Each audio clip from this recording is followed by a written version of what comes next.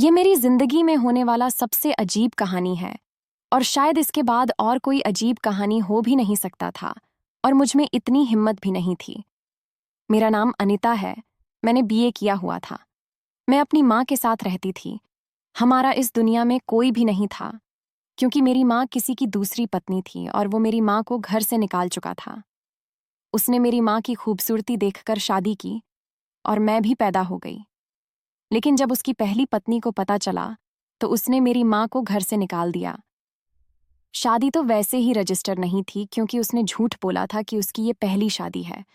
उसने कहा कि मेरी पहली पत्नी अगर मुझे छोड़ के चली गई तो मेरी सारे परिवार में कोई इज्जत नहीं रहेगी और गरीब भी हो जाऊंगा क्योंकि सब कुछ मेरी पहली पत्नी का है। वह इंसान बड़ा ही अजीब था तो मेरा बाप, लेकिन उसमें इतनी हिम्मत नहीं थी। उसने हमें अकेला छोड़ दिया। मेरी माँ पहले लोगों के घरों में काम करती रही, मुझे पढ़ाया लिखाया और उसके बाद बीमार होकर बिस्तर पर पड़ गई। अब मेरी बारी थी कि मैं उनकी मदद करती और मैदान में आ भी गई थी। पहले बच्चों को ट्यूशन पढ़ाती थी, स्कूल में पढ़ाती थी, लेकिन इस तरह से घर नहीं चलता था क्योंकि मेरी माँ की दवाइयाँ भी आती थीं जो बहुत महंगी थीं। उसके अलावा डॉक्टर ने कहा था कि उनके खाने पीने का बहुत अच्छे तरीके से ख्याल रखना और इन सारी चीज़ों में आजकल पैसे लगते हैं। उनको क्या बीमारी थी इसकी समझ नहीं आती थी। बस वह बिस्तर पर पड़ी थी और उठ नहीं सकती थी। शायद उनका मरज उनका दुख था। मोहब्बत ने उनको मारा था। मेरी माँ मुझे कहती थी कि जब तक मैं जिंदा हूं तू किसी से शादी कर ले ताकि मैं सुकून से मर सकूं। लेकिन मैंने माँ को कह दिया था कि आपने शादी की तो क्या हो गया, मैं कभी किसी से शादी नहीं करूंगी। जब मेरी माँ ने मेरे बाप से शादी की थी तो मेरी माँ को नहीं पता था कि वो पहले से शादीशुदा है।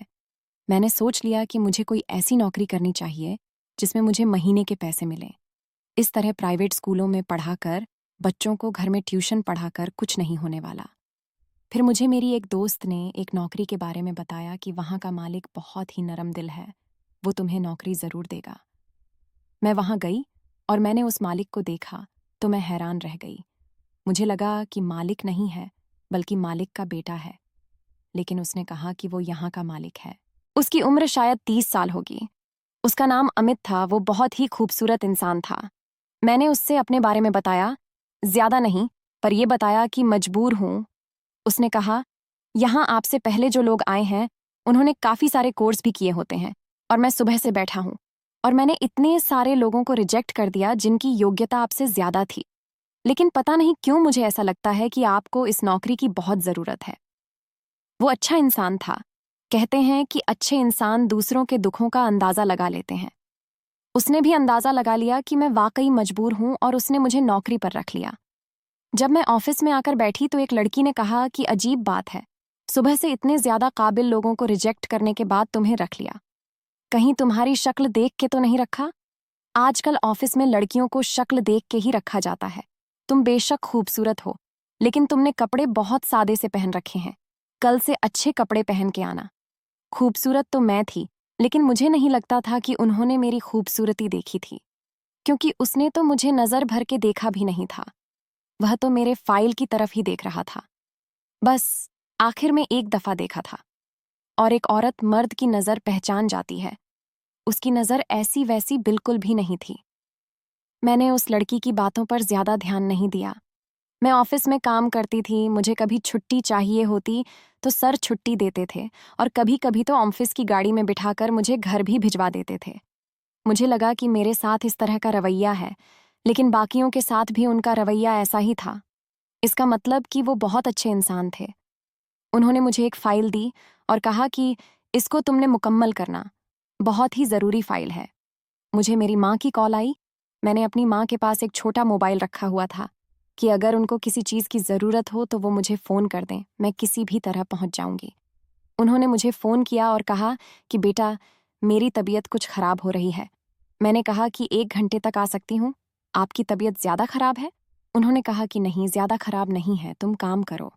मैंने अपनी माँ को कहा कि अगर मैंने ये काम टाइम पर मुकम्मल कर दिया तो मेरा सर बहुत खुश हो जाएगा।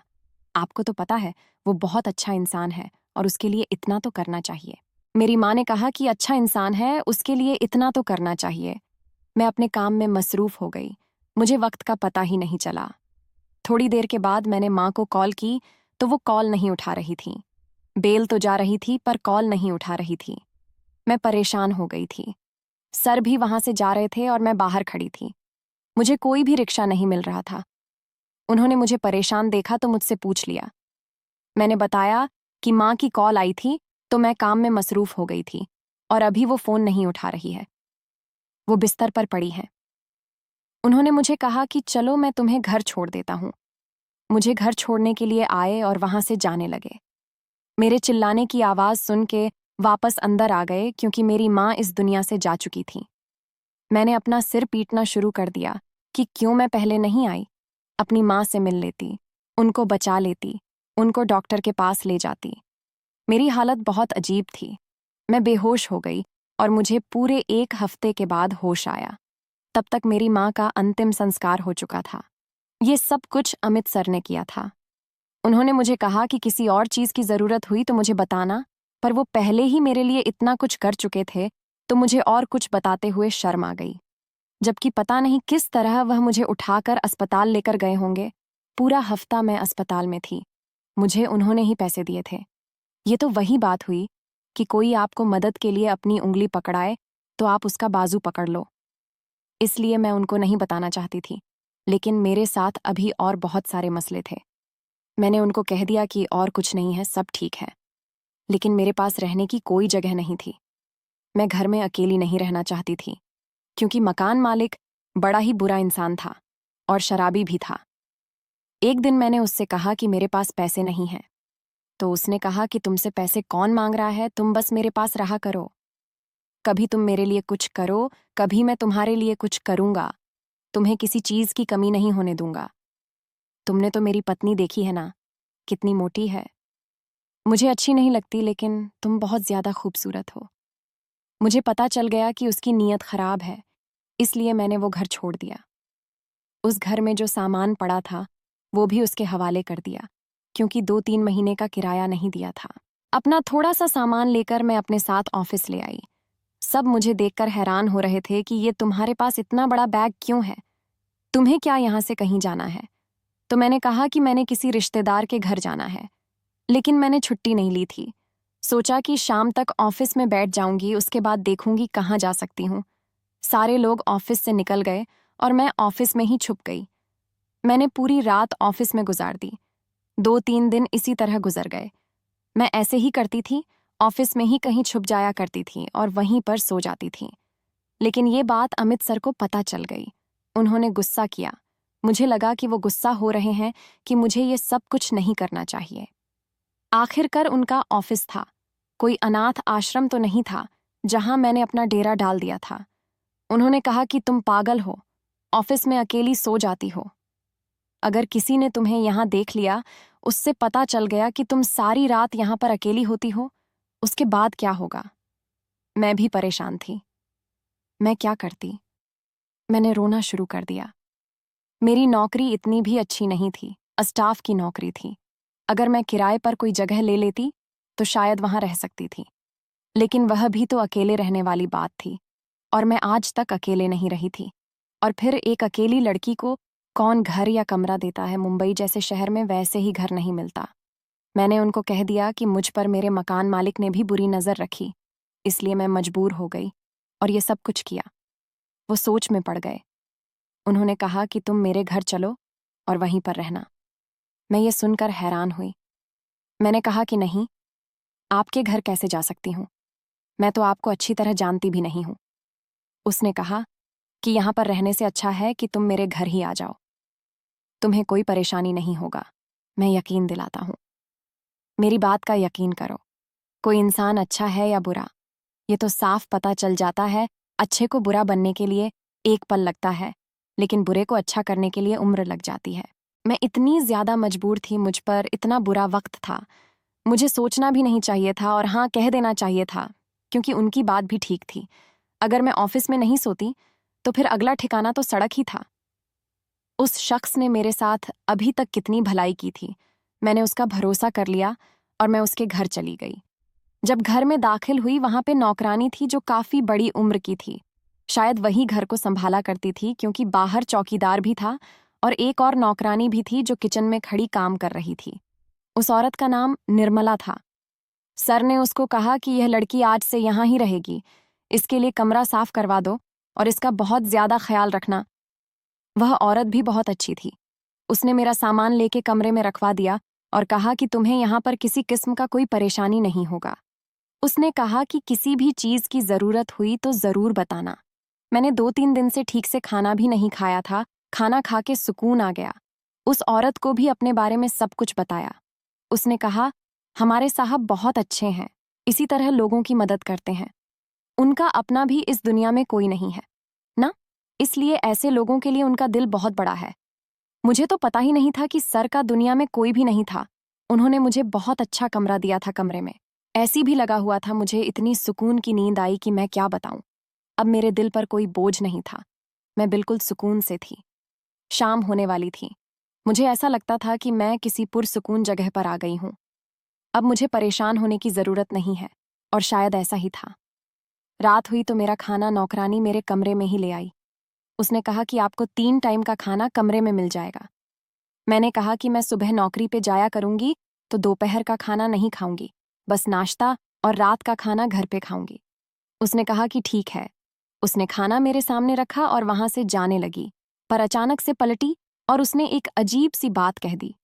उसने कहा कि यह घर अब आपका अपना घर है, आप इसे अपना घर समझें। किसी भी चीज की जरूरत हो तो हमें बताएं। अपने लिए किसी चीज की फिक्र न करें, कपड़े जूते सब कुछ हम बनवा देंगे, क्योंकि यहाँ पर सबके लिए मौसम के हिसाब से कपड़े बनाए जाते हैं। सर खुद पैसे देते हैं और मैं ही जाकर ये सारे काम करती हूँ। तुम्हें परेशान होने की जरूरत नहीं है, लेकिन एक बात याद रखना, रात 9 बजे के बाद अपने कमरे से बाहर नहीं निकलना। मुझे यह बात सुनने में इतनी अजीब नहीं लग रही थी, लेकिन उसके कहने का अंदाज बहुत अजीब था। मैंने कहा कि रात 9 बजे के बाद वैसे भी मेरा कोई काम नहीं होगा। मुझे जल्दी सोने की आदत है, क्योंकि सुबह जल्दी उठ जाती हूँ। लेकिन रात 9 बजे के बाद क्यों नहीं निकलना? हो सकता है कि कोई जरूरत पड़ जाए। उसने कहा कि कोई जरूरत नहीं पड़ेगी। अपनी जरूरत के सारे काम 9 बजे से पहले कर लीजिए, लेकिन रात को 9 बजे के बाद बाहर नहीं निकलिएगा। इस बात को कोई मजाक नहीं समझिएगा, यह बिल्कुल संजीदा बात है। बस आपको इस घर में रहते हुए इसी आसूल की पाबंदी करनी है, फिर आपके साथ कभी भी कुछ भी बुरा नहीं होगा। क्या मतलब था उसका? क्या अगर मैं इस आसूल की पाबंदी नहीं करती तो क्या मेरे साथ कुछ बुरा हो जाता? मुझे यह बात कुछ अजीब सी लगी। सारी बातें बिल्कुल ठीक कर रही थीं, लेकिन उसकी यह बात मुझे समझ नहीं आई। इस बात का कोई जवाब नहीं बनता था। कोई भी इस बात को सुनता तो हैरान होता और उसके दिल में न जाने कितने सवालात आ जाते। मैं खामोश हो गई। उसने कहा कि मैं आपसे यह सुनने के लिए खड़ी हूं कि आप 9 बजे के बाद कमरे से बाहर नहीं निकलेंगी। आपको इस बात का एतराफ करना होगा, ताकि आपको इस बात की संजीदगी का पता चले। मैंने कहा कि ठीक है, मैं 9 बजे के बाद कमरे से बाहर नहीं जाऊंगी, मैं वादा करती हूँ। उसने कहा कि बिल्कुल ठीक है, आप बहुत अच्छी इंसान हैं। भगवान आपका यहाँ वक्त बहुत अच्छा गुजारे। मैंने कहा कि मैं हमेशा यहीं नहीं रहूंगी, मैं हमेशा यहाँ नहीं रह सकती। अपने लिए कुछ न कुछ करना पड़ेगा, थोड़े पैसे जमा हो जाएं तो यहाँ से चली जाऊंगी। उसने कहा कि यह तो आपके मामले हैं, भगवान आपके लिए आसानी करे। अब मैं यहाँ से चलती हूँ, किसी चीज की जरूरत है तो वो भी बता दें। मैंने कहा कि नहीं, किसी चीज की जरूरत नहीं है। मैंने खाना खा लिया, कमरे के अंदर ही बाथरूम भी था, जरूरत की चीजें मौजूद थीं, कमरे में टीवी भी था और एसी भी था, लेकिन अभी तो सर्दियों का मौसम आने वाला था। पानी पीने के लिए भी अंदर ही पानी रखा गया था। वैसे भी 9 बजे के बाद मुझे बाहर निकल के क्या करना था, मैं जल्दी सो जाती थी। मेरी माँ ने आदत डाली हुई थी, सुबह उठ जाती थी, पूजा करती थी और फिर ऑफिस के लिए निकल जाती थी।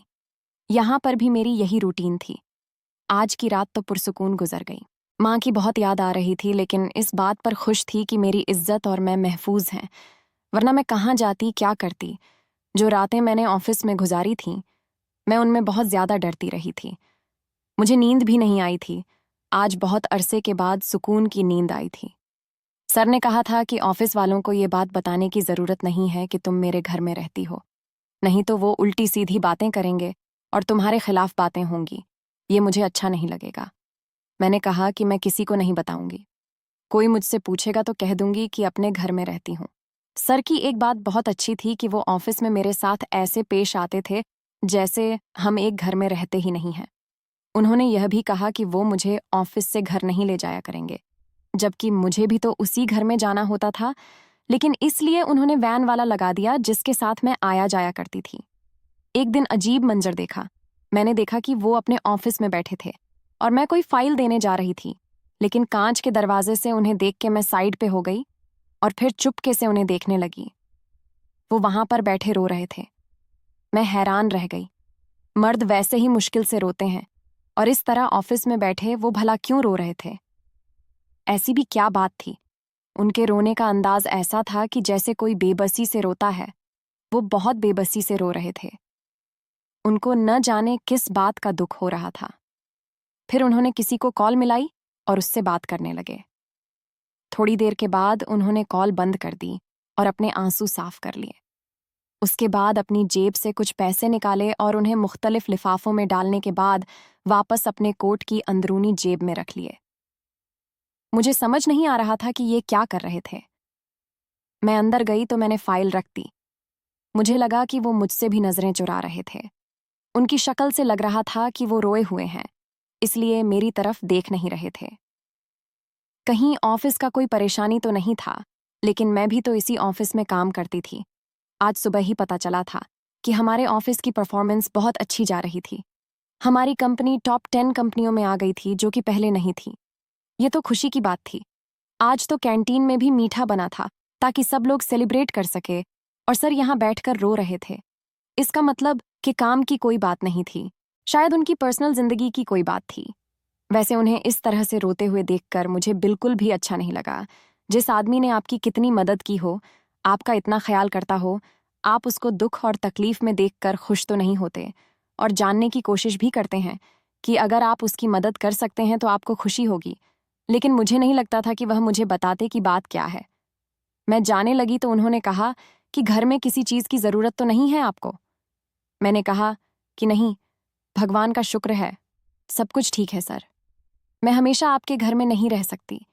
उन्होंने कहा कि मैं समझ सकता हूँ, जब तक आपका कोई इंतज़ाम नहीं हो जाता, आप रहें। लेकिन इंतज़ाम कहाँ हो रहा है ये मैं ज़रूर देखना चाहूँगा।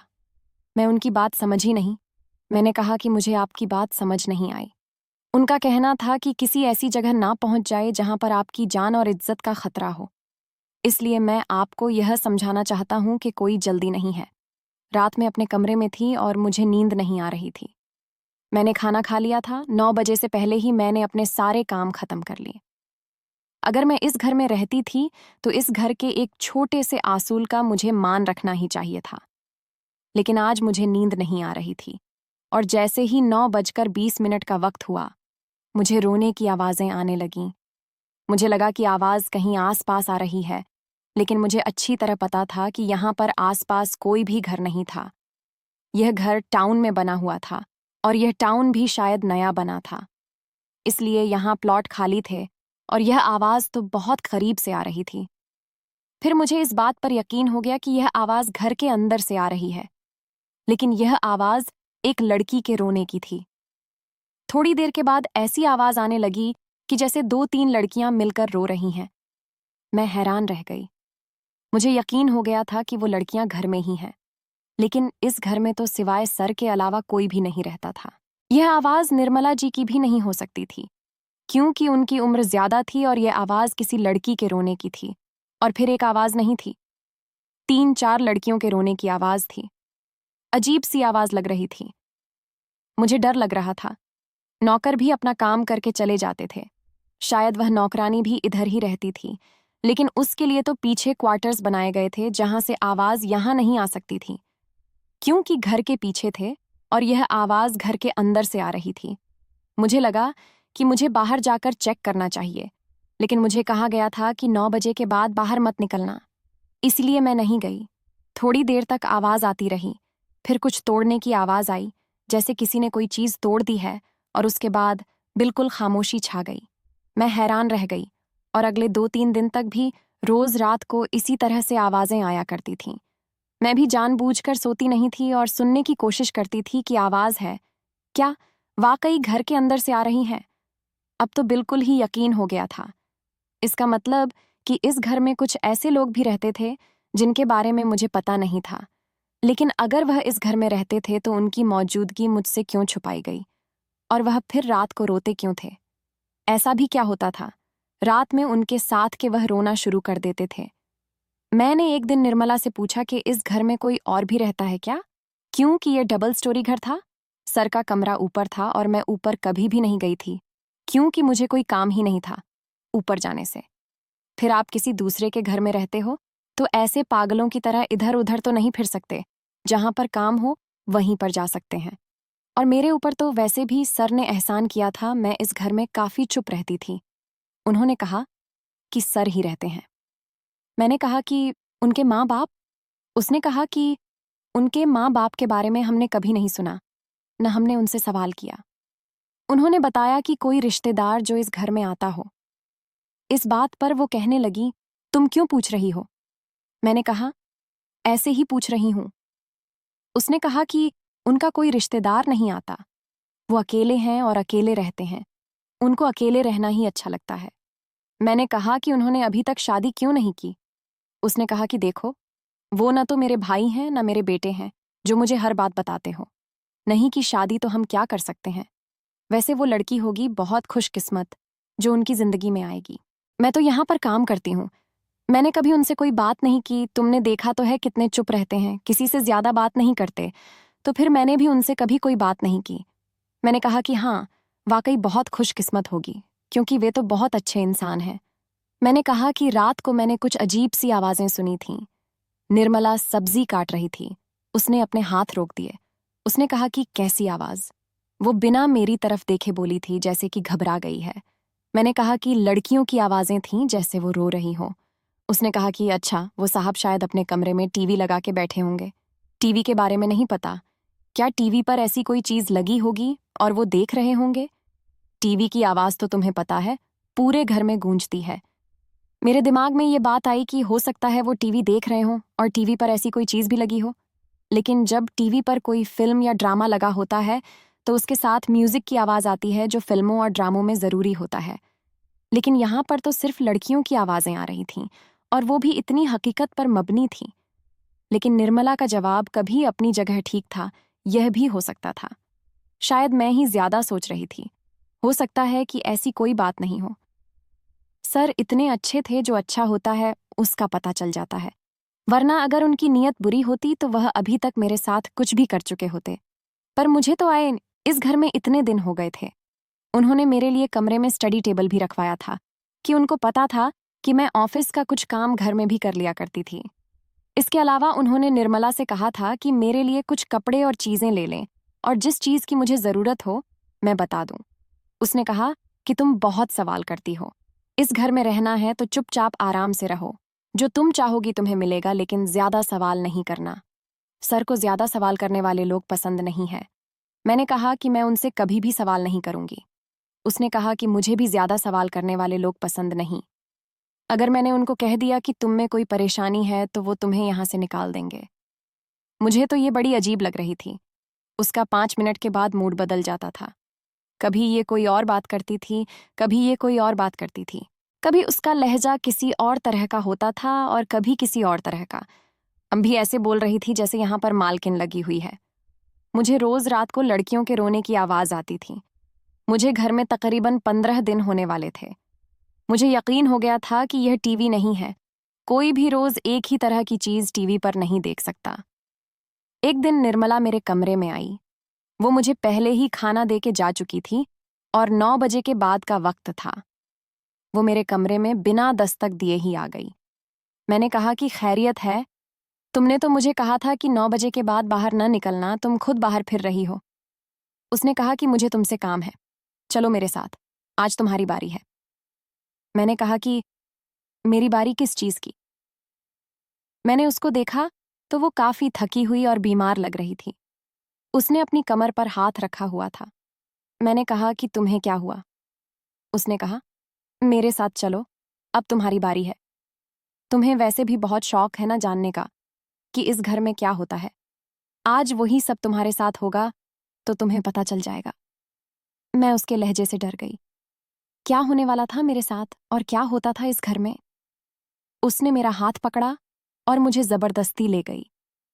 मैंने कहा कि यह क्या कर रही हो। वह मुझे दूसरी मंजिल की तरफ ले जा रही थी और एक बड़े से हॉल कमरे में जाकर उसने मुझे छोड़ दिया। सामने देखा तो हैरान रह गई। इस कमरे में तो 4 नौजवान लड़कियां थीं, बल्कि शायद कम उम्र कहना मुनासिब होगा। कोई 12 साल की तो कोई 13 साल की, और वो बुरी तरह से रो रही थीं, फरियाद कर रही थीं। उनकी हालत बड़ी ही अजीब थी। ऐसा लगता था कि वो दर्द से रो रही हैं, लेकिन उनके जिस्म पर कोई भी जख्म नहीं था।